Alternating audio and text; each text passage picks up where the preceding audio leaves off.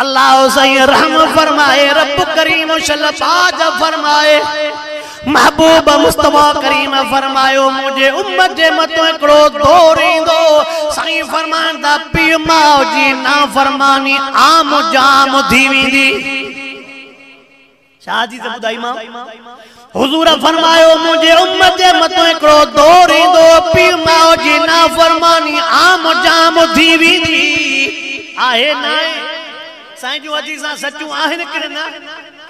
मां कल एकड़ो वाक़ो पढ़ियो ॿुधण जहिड़ो थी। नौजवान तू तवज्जो कर, जेको नौजवान के मां मंज़र ॿुधाइणो था चाहियां। उमर फारूक रज़ी अल्लाह ताला अन्हु जे दौर में हिकिड़े शख्स ज़ालिम नौजवान पंहिंजे माउ जी नाफ़रमानी कई।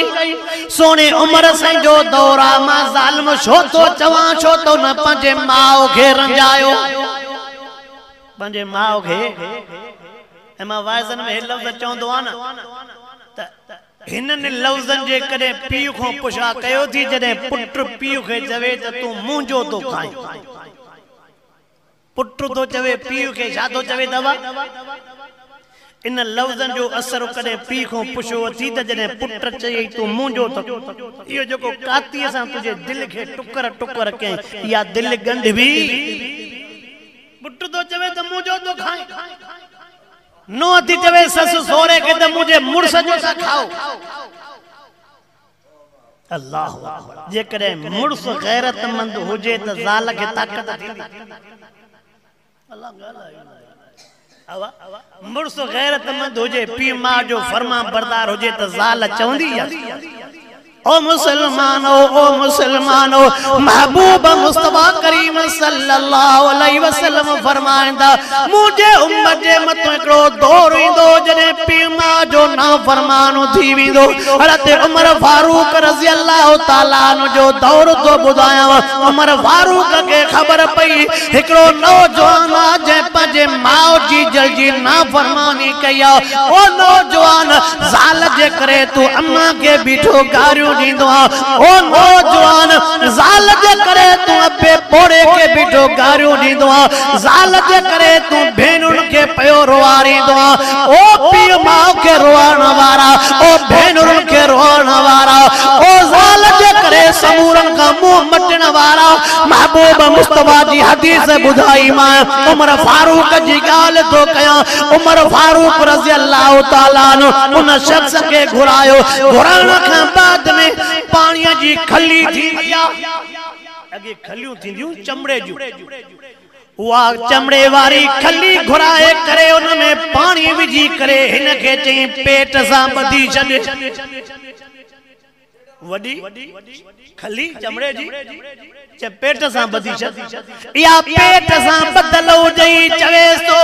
उमर फारूक तो चवे या ॿधल हुजई निंड में भी ॿधल हुजई, नमाज में भी ॿधल हुजई, मानीअ में भी ॿधल हुजई, या जुदा वन सॼो ॾींहुं जो खली ॿधल दुख सुख। पर जॾहिं हिक रात उन खलीअ सां सुतो त यार ॾेई वठी अवा हिक रात जो सुतो त यार ॾेई वठी बीठो। ओ मुसलमान तवज्जो त कर, हज़रत उमर फारूक जी ॻाल्हि पो कयां, नौजवाननि सां कचहरी करण थो चाहियां। जंहिं टाइम ते रात न पाणीअ जे खलीअ सां जो गॾु सुतो आहे त अम्मा खे परचाए करे जीजल खे वठी आयो। अम्मा तूं उमर फारूक खे चओ मूंखे माफ़ कर। ॾे ख़बर चेस ये कलाकूं खली ॿधल आहे, मां ॾाढो परेशान आहे उथण में वेहण में सुम्हण में। चे खली तोखे ॿाहिरों ॿधल आहे, हिकु ॾींहुं तूं परेशान थियो आहे। अम्मा जे त अंदरों 9 महीना हुए, अम्मा कीअं पई घुमे? अम्मा त अंदरों तोखे पेट में पई पाले घुमावे पई, खाए पई, पिए पई, तो इन तोसां गॾु सुम्हे पई। पोइ अम्मा जे उन 9 महीननि जी हालत त ॿुधाए उहा कीअं गुज़ारी?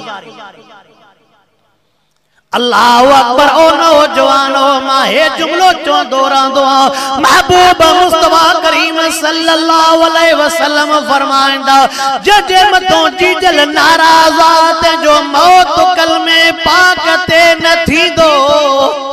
ये वाइज मुझा यही वाइज हुंदा थी मैं यही वाइज कंदो रहंदो महबूब जी हदीस तो बुधाई वना सबक के भेरो तो जाराई वना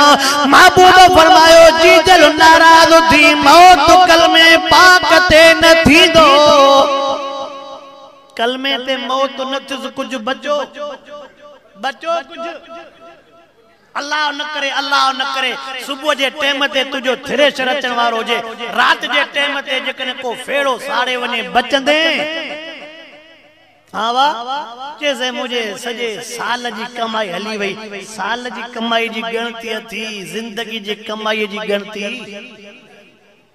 ओ जेको सदाई कब्र में बाय आखिरत में अजाब हुंदो उनन शयुनि ते ध्यान ही ना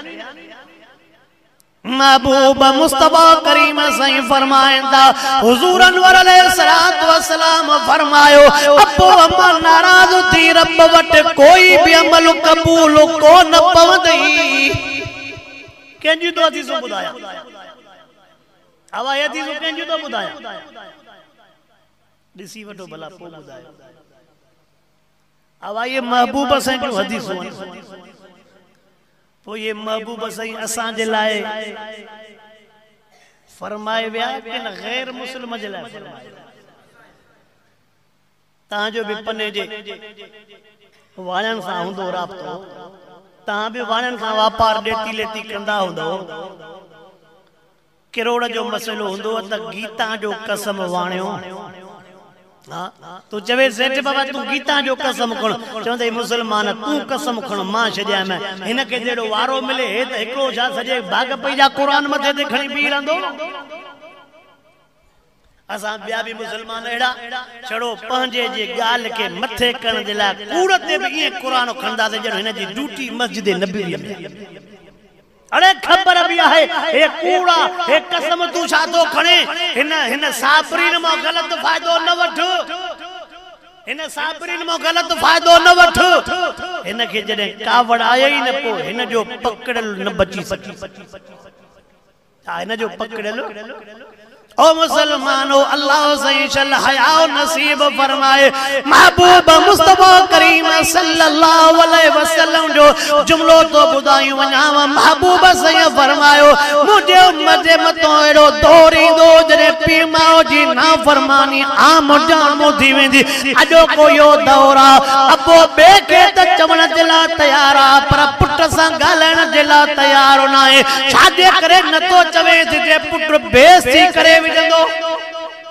अशी डाड़ी वारो चवे तो या बे के चवंदम तो वो मनींदो पर पुट मुजी जल्दी बेइज्जती कंदो अब्बो डिजे पुट खाऊं को मां चवा तो एड़े पुट ते असा जा वायदा ये ते अब्बो डिजे पुट खाऊं अम्मा डिजे पुट खाऊं पुट जग जान सा निवड़ी मिले बाऊ बदी मिले पी मां जेला शी होजे अरे एकड़े गिरह के त याद कर बेहयावा एकड़े रात के त याद कर महबूब मुस्तफा करीम सल्लल्लाहु अलैहि वसल्लम जी हदीस मुबारक बुधायूं तो वनाव मिठे मोहम्मद करीम सही फरमायो मां मोहम्मद करीम मेराज वारी रात मां मोहम्मद करीम के एरा मानू भी देखारिया विया जेजा पैर मथे बदला मुंडी हेठ पई लड़के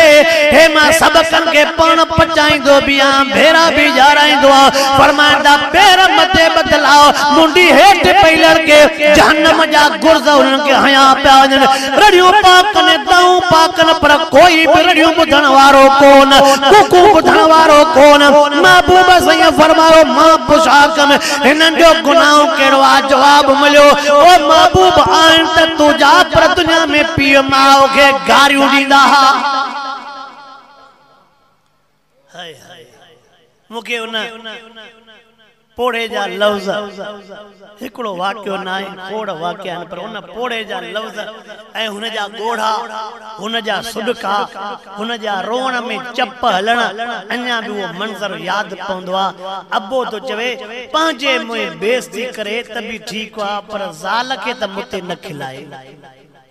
चे तो भले बेइज्जती करे पर पंहिंजे मुंह करे ज़ाल जे सामू बेइज्जतो तो करे पो असां बई पोड़ा रोऊं था पर हे ज़ाल समेत खिले रमजान में ॾिठो आहे वो बेगैरत हिकिड़ो ज़ाल सां गॾिजी माउ खे मारे थो। हाँ ज़ाल सां गॾिजी माउ खे मारे थो, उहो त पकड़ियो पर महीनो छाजो शैतान काथे बदलो। एक कलाम में लिखियो बाल में सगोरा बेटा